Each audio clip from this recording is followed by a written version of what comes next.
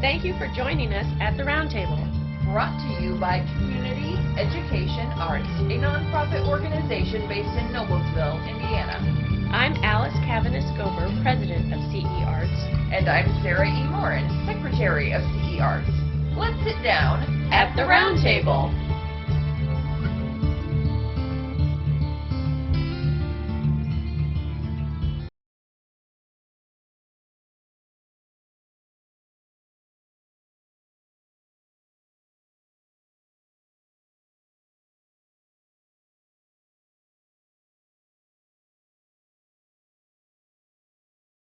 Next up, we have a lot for Little Women, and I'm going to go off script here a minute because I found some more that aren't actually on the script in front of us, because a lot of these passages, like I think we've made clear, we've been working on this for several months. So the first one I want to read to you is a little bit long. It's actually the first paragraph of chapter 16, and as I read it, let me just set the stage for a minute. The Marmee is about to go off to the literal, battlefield hospital where the girl's father has been injured or ill. I can't remember. I think he's just ill. I don't think he's injured, but he's potentially dying, and she's going to be his personal nurse. She's going to take care of him. So the girls are being left behind at home to carry on.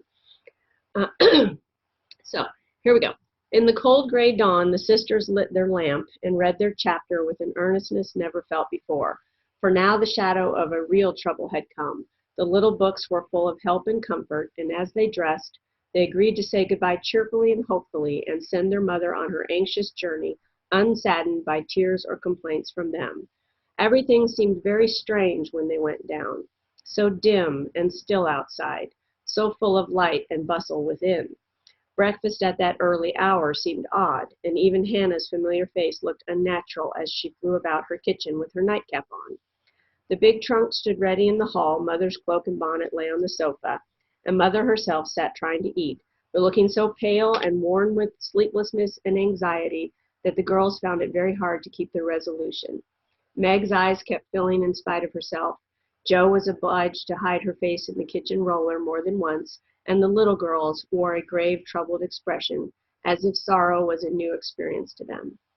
I think that's a really, it's a little bit longer. We might be able to small it down, but I just felt like that was a really powerful moment in the story when they're being left, to be the grown-ups, if you will, and to take care of things. This first time that their mother and their father are both going to be gone. Now, in the story, they do have a housekeeper, Hannah, who lives with them and takes care of them. But the four girls are at this point in the story still very young, and this is their first real life trouble challenge, if you will, other than just being poor. So I don't know. What did you think about that one? I like it. I like the surreal sense to it. I like the talk about the grayness there. That's artistically appealing. And yeah, I think there's definite connections to perseverance and choosing your attitude in the face of trouble. That's in there. It changes overnight. As our world is doing every day. So that was one passage I thought was good. And then this one is, I'm trying to think how much of this one to read. There's a lot. This is in chapter 18, and Beth is the second to the youngest daughter, and she has contracted scarlet fever by going to take care of a even more poverty-stricken family that her mother used to go care for. And the little baby has died in her arms. One of the things I don't like about the new movie is they changed that. They don't have the baby die in her arms, and I think that's wrong because this was in the story what she experienced. But she's contracted scarlet fever, and so this is kind of about the quarantining and the fear of this. That she's just come home from that experience. The doctor has come and said, yes, she's got the symptoms. She needs to be isolated and everything. So here's a brief part of the passage. How dark the days seemed now, how sad and lonely the house, and how heavy were the hearts of the sisters as they worked and waited, while the shadow of death hovered over the once happy home. Then it goes into like each of the girls. There's a little couple sentences that describes each of their reactions and how they're dealing with it. But I think so. It could be a longer passage, but that's the passage that struck me for that. Is just that change from their happy home, to this fearful place, and I felt like the imagery was, dark and serious and scary and all that, but it also seemed to be very appropriate in this time period, with people who are dealing with all this stuff going on, so it might be too dark. I'm not sure. It's funny to have. I think I get more imagery from the first passage that you read, and I think it would touch on a lot of similar themes. So between those two, the first one was my favorite.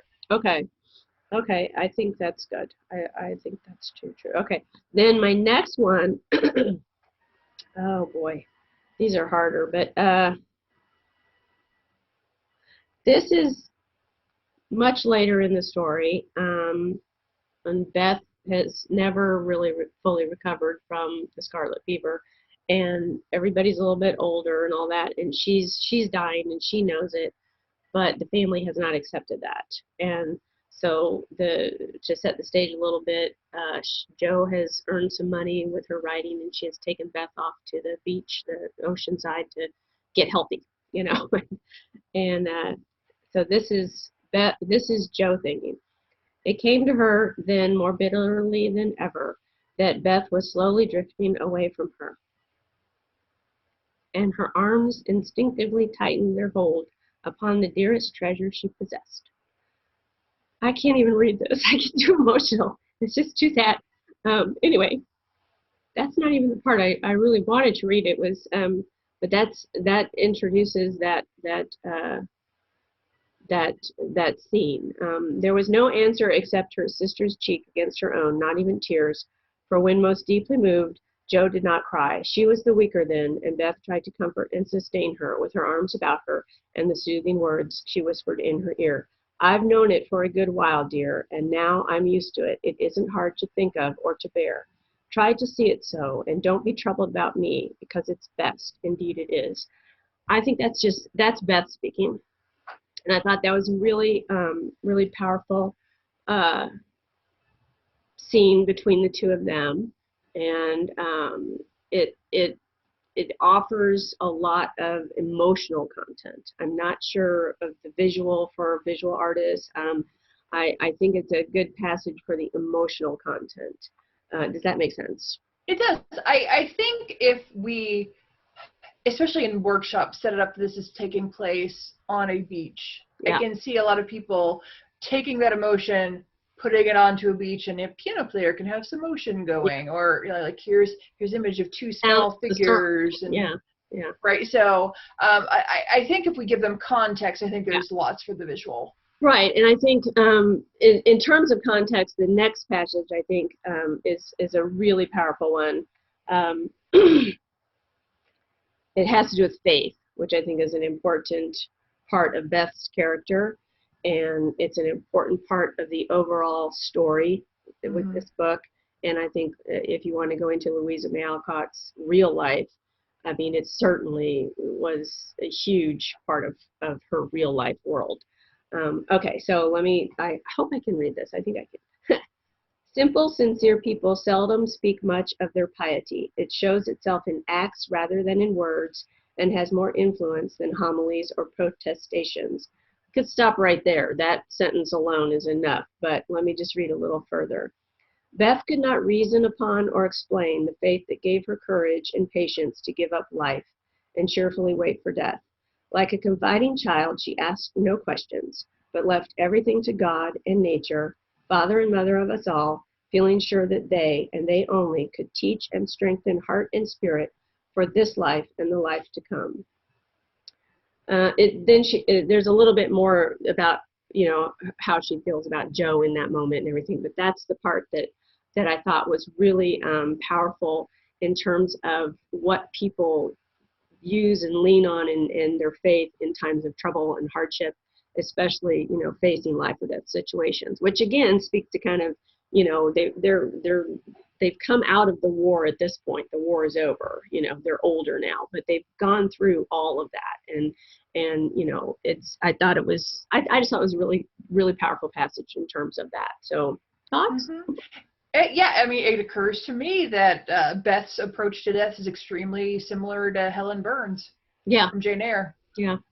So whether that is the exact quote we use or not, we need to remember that for a workshop. As soon as you said that, I'm like, and Melanie's death scene in Gone with the Wind, you know, she's completely at peace with it. She's just telling Scarlett, you know, who to take care of Ashley, take care of Beau, her son, you know. I mean, she's very pragmatic about it. She's at peace with it. There is one more that you had birds in one of the Jane Eyre ones. Birds are going to come up in another Little Women one, but this is a Beth and Joe are still talking. They're still at the beach, and Beth is basically comparing all of them to birds at this point. And she says, "Dear little bird, see, Joe, how tame it is. I like Peeps better than the gulls. They are not so wild and handsome, but they seem happy, confiding little things. And I used to call them my birds last summer, and Mother said they reminded her of me, busy, Quaker-colored creatures, always near the shore, always chirping that contented little song of theirs. You are the gull, Joe, strong and wild, fond of the storm and the wind, flying far out to sea and happy all alone. Meg is the turtle dove, and Amy is the lark she likes to write about, trying to get up among the clouds, but always dropping down into its nest again. Dear little girl, she's so ambitious, but her heart is good and tender. No matter how high she flies, she will never forget home. I hope I shall see her again, but she seems so far away." I would probably end that with the dropping down into its nest again, where it's just the bird descriptions.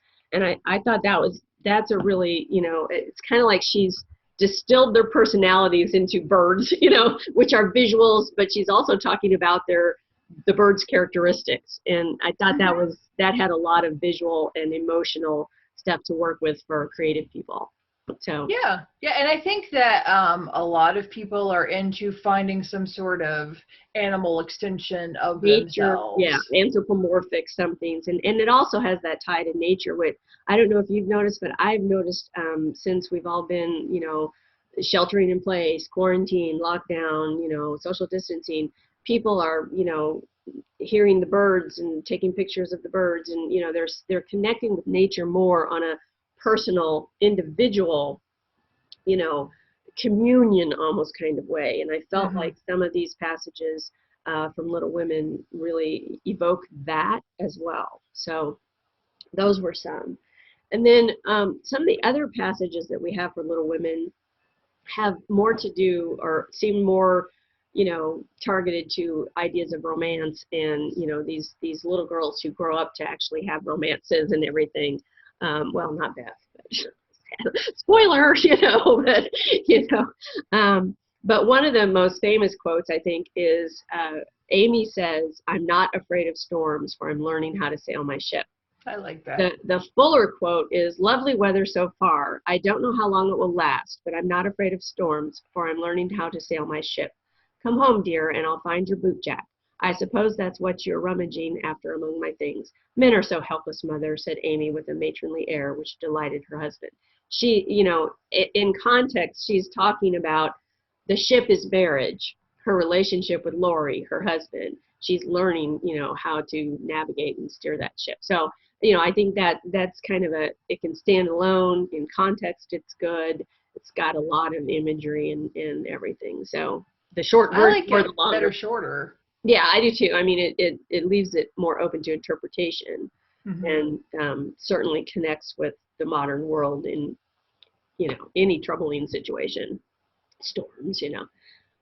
So that one I think is probably one of the top ones. The very short, "I'm not afraid of storms, for I'm learning how to sail my ship." That's just a great quote. I mean, yeah, it is. Yeah, and it does kind of summarize a lot of the book. Yeah, I like the faith one, and I like the birds descriptive one.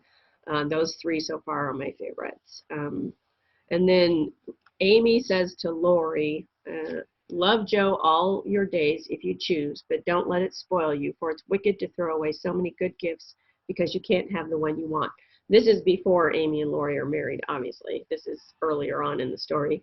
And I love that, for it's wicked to throw away so many good gifts because you can't have the one you want. I think that's food for thought, that, if people have a talent, or, they're good at something, most people want to do what they're good at, but there are people in the world who don't do those things because they're, trying to reach something that's not really within their powers of talents or something. So I don't know. I thought that was interesting. Yeah, and I think that could add a lot to our discussion of, is love all-consuming or not? Right. Yeah. Do you believe in life after love? Yes, definitely. And, yeah, I think that's a good one. The longer part of that quote, the first part is, you needn't shrug your shoulders and think, much she knows about such things, i.e. love. I don't pretend to be wise, but I am observing, and I see a great deal more than you'd imagine. I'm interested in other people's experiences and inconsistencies, and though I can't explain, I remember and use them for my own benefit. Love Joe all your days, blah, blah, blah. Okay, so she's basically telling Laurie, I watch, I observe, and I learn those lessons, and it helps me be a better person. I think the longer quote makes it more powerful, but it doesn't, it's a longer quote. So it depends on if we want to go with longer or not.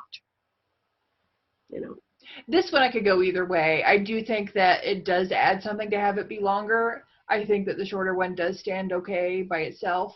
Yeah, I think what I like about the longer one is that it gives us insight into her method of self-awareness and growth. Mm-hmm. And I think that's something that when people think of Amy in Little Women, they don't think of that. They think of the selfish little girl, right. burns the manuscript. Spoiler alert, as a child, and I think that this is actually, a really powerful character defining quote. And I love that Louisa May Alcott put that in there, that she has her youngest sister, be the one. This isn't Joe talking. This is Amy. She's allowing Amy to have this really powerful, I watch, I observe, and I learn those lessons and make myself a better person through other people's experiences. I think that's amazing. I really do. I really like that book. So, yeah. I get this feeling that this year is going to be about defending the characters that are perceived as being brats. Oh, like I might be doing that. And Amy. That might be my theme. I don't know. But we're talking about books, not the movies. Right. It's always more to character development in books. And so I feel like I think a lot of the quotes from Jane Eyre, are evocative of her character. I think we're dealing with strong characters here, whether they're female or male, may be up for grabs in certain quotes. But I like this. So then let's see. I think in earlier chapters, Joe is kind of interesting. One of the quotes that I have for Joe, I did the quotes by character. I did, Beth, Amy, Joe, Marmee. I can't even remember if I had some from Meg or not, but from Joe I have, I don't like to doze by the fire. I like adventures, and I'm going to find some. That just sounds so like, impetuous and teenagery, and I don't know, it just sounded. Yeah, she's like the anti-Hobbit. Yeah, exactly. And that's chapter 6. She's still young, she's still a teenager. So, and then even in chapter 4, an earlier chapter, she says, I like good, strong words that mean something. Now, what does that mean? I don't know, but what words is she talking about? But I thought that was pretty good. Also in chapter 4, she says something that I think is a little more readily accessible to today's world, especially in terms of speaking of feminism and gender equality. She says, I find it poor logic to say that because women are good, women should vote. Men do not vote because they are good. They vote because they are male, and women should vote not because we are angels and men are animals, but because we are human beings and citizens of this country. Feminist anthem, Little Women, right there. I mean, Yep. chapter 4. I really like that one. So, Yep. Yeah, that's an excellent quote. I think. Go ahead.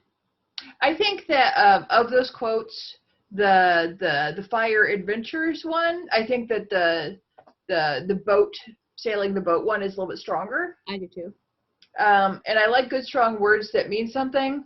I'm not sure where to take that if I'm anything but an author. Yeah. Yeah. I agree. I think that's limited. Mm-hmm. Very limited.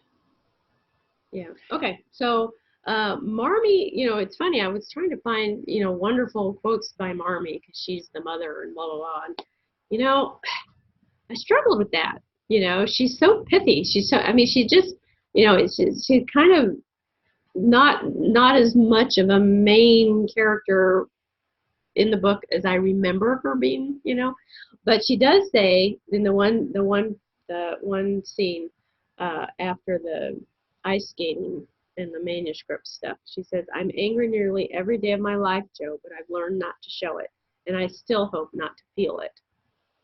And I like that quote. I think it's a good quote. I don't know that it's appropriate for our project, but I liked it, so I put it in the list, Yeah, I mean, that could be interesting too on, is that a growth and development quote, or is it telling us more about women's roles and how we aren't supposed to express anger? Exactly. Not only are we not supposed to express it, she's determined to not feel it. Right. Mm-hmm. So that one kind of got me. Let's at least hold on to that one for workshop because that has good strength. I think my overall favorites are the longer quote with the birds, bird motif and descriptions. I like that. And then the faith one. And did I do the quarantine one? I can't remember. I have to look something up real quick. I might have missed one. Oh yeah, I did. How dark the days and all that. Yeah. Mm-hmm. Living. Yeah. Okay. Yeah, I think my favorites of what you've read are the description of each of the girls as a bird. Yeah. It's different from anything that we have done before. Yeah. But I do think a lot of people do relate to, identifying themselves with birds. Right. And or animals. Visually and artistically, I think that gives a lot to work with too, because she describes at least 4 birds. You got 4 birds right there. Right. Yeah, and I do agree with like the attention to nature right now. Yeah. Is something that is especially prevalent. My other favorite is the boat, learning how to those are my 2 favorites too. The faith one is third favorite, I guess. Mm-hmm. Yeah, I agree. Between the birds and the storm ship quote, I'm really torn. I would be happy with either. I would be happy with any 3 of those. So let's table those 3 for the moment. Okay. How are you marking that those are our 3 favorite? Yes, I think awesome. So. Yeah, I hate to the one that was like the mother's going off to nurse the father and the girls are left home. That did sort of make me feel about both the people on the front lines, nursing, healthcare workers, and the ones isolating at home, trying to keep from spreading the virus.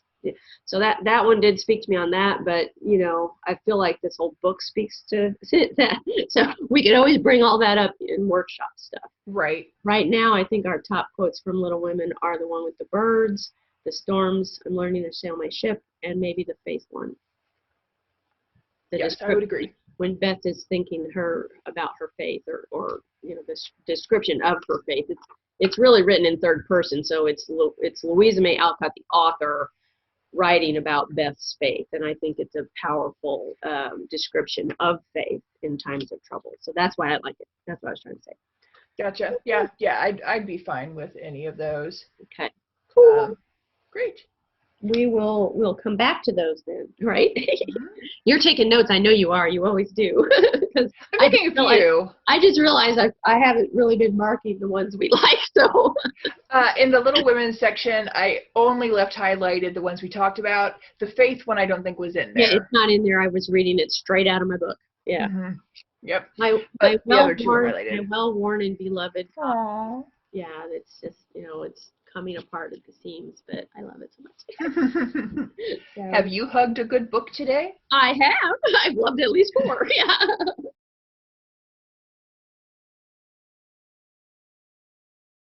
This has been At the Round Table with Alice And Sarah E. of Community Education Arts. Our nonprofit organization is based in Noblesville, Indiana. You can find us online at cearts.org.